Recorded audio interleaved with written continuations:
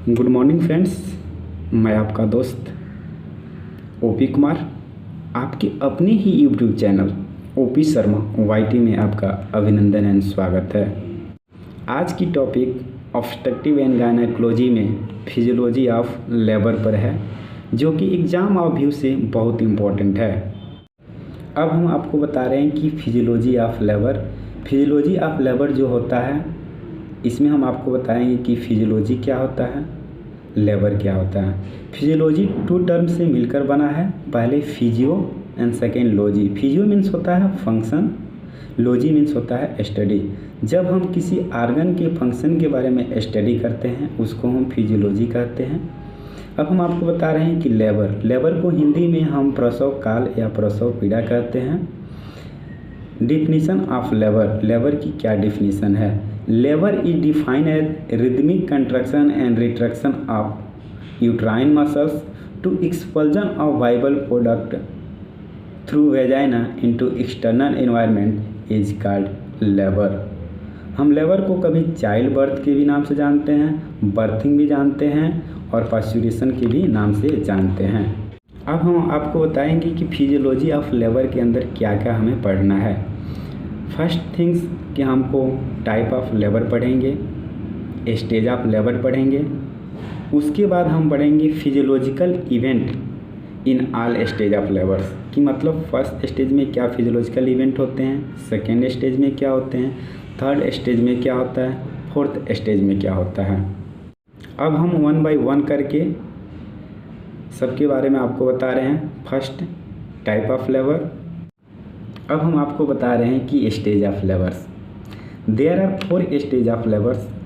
Labour का 4 stage होता है, मतलब हिंदी में इसको हम प्रसव काल या प्रसव पीड़ा, जो प्रसव पीड़ा होती है इसकी 4 स्टेज होता है।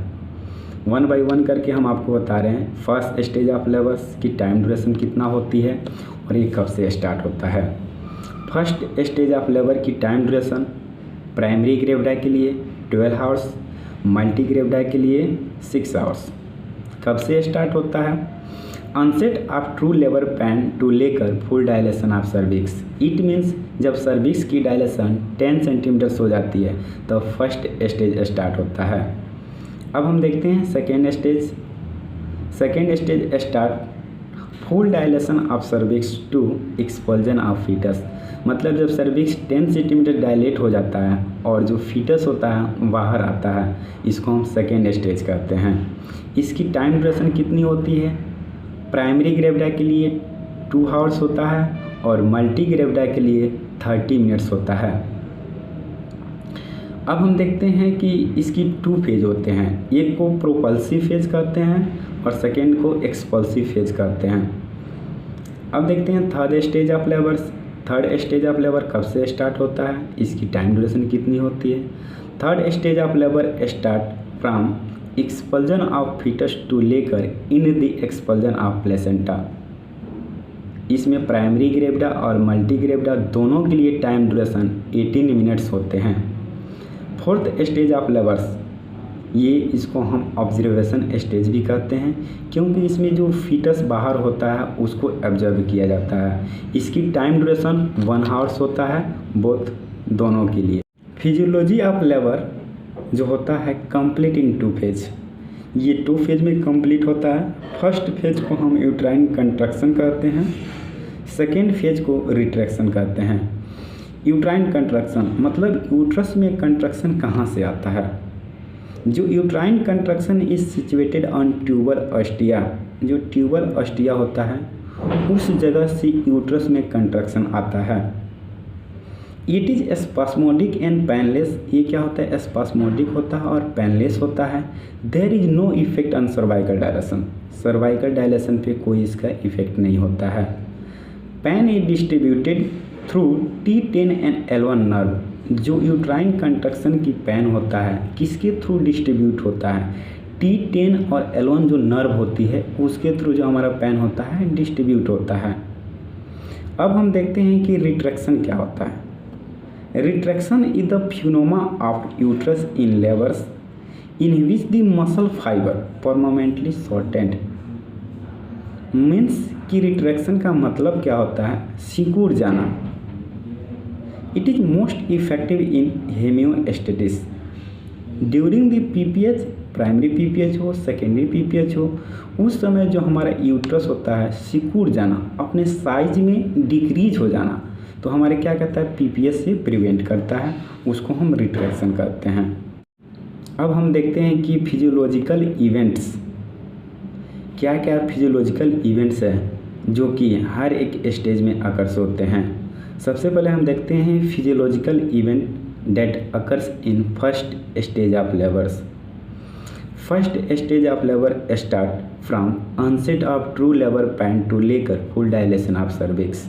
जैसे कि मैंने पहले स्टेज ऑफ लेबर में बताया है, इट मीन्स 10 सेंटीमीटर से जब डायलेशन हो जाएगा सर्विक्स को तो फर्स्ट स्टेज होता है। The main event that occurs in first stage of labours that are, कौन कौन से वो ये इवेंट हैं जो कि फर्स्ट स्टेज में अकर्स होते हैं।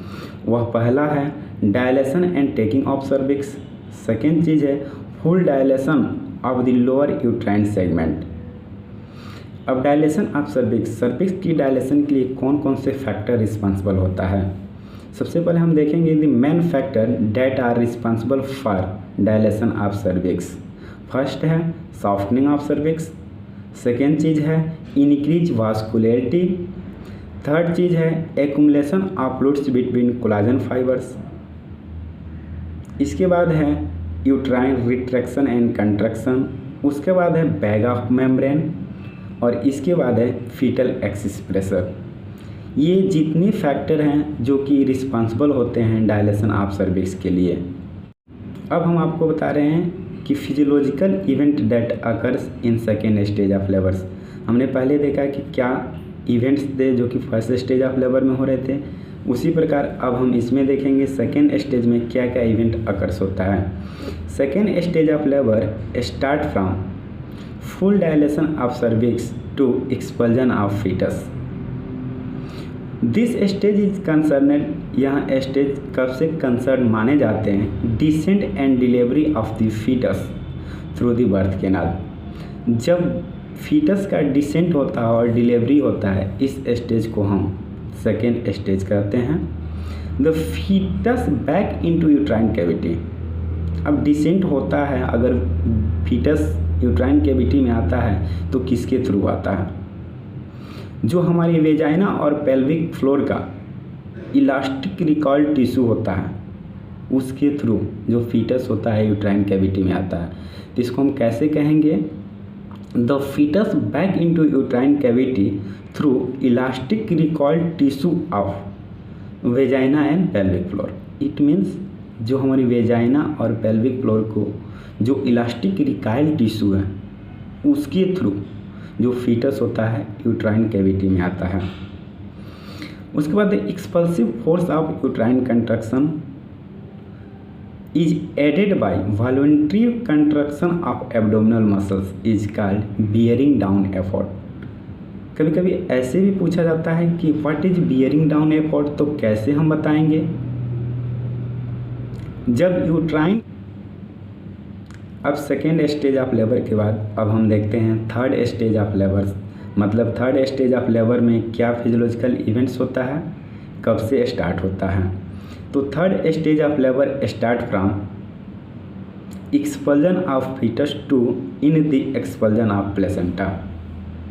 मतलब जब फीटस बाहर आ जाता है और जब तक प्लेसेंटा बाहर आता है 30 मिनट्स के बाद प्लेसेंटा को बाहर आ जाना चाहिए। अगर 30 मिनट्स के बाद आता है तो उसको हम रिटेन प्लेसेंटा भी कहते हैं। तो अब देखते हैं कि प्लेसेंटा सेपरेशन क्या होता है ना। इसमें क्या होता है, at the beginning of labours placenta जो होता है अटैच रफली। लेबर जब तक स्टार्ट नहीं होता है तो प्लेसेंटा क्या होता है, रफली अटैच होता है at the area of 20 centimetres diameters. At the second stage of labors, slightly and progressive reduction in size। जैसे ही सेकेंड स्टेज स्टार्ट होता है उसमें प्लेसेंटा क्या होता है, रफली और धीरे धीरे अपने साइज में छोटा होने लगता है। After second stage it's pick immediately birth of baby. जैसे ही सेकेंड स्टेज समाप्त होता है ये बर्थ ऑफ बेबी के पास पहुंच जाता है। ये तो हो गए हमारे प्लेसेंटा सेपरेशन कैसे अटैच होता है, इसकी क्या क्या मेथड होते हैं प्लेसेंटा सेपरेशन के। तो there are 2 method of placental separation, that is marginal and central separation. Thank you guys, फिर मिलते हैं।